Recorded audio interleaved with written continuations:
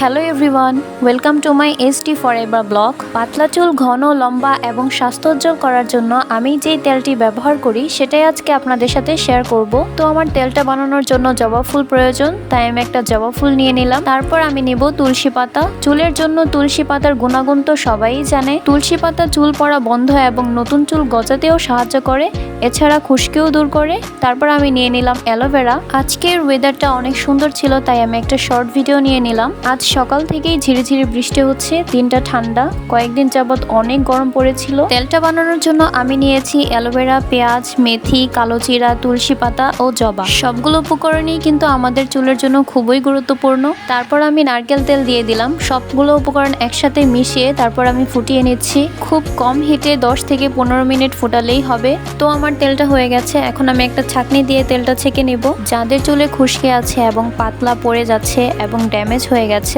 তারা চাইলে সপ্তাহে 2 বার এই তেলটা ব্যবহার করতে পারেন। তারা খুব ভালো ফলাফল পাবেন ইনশাআল্লাহ।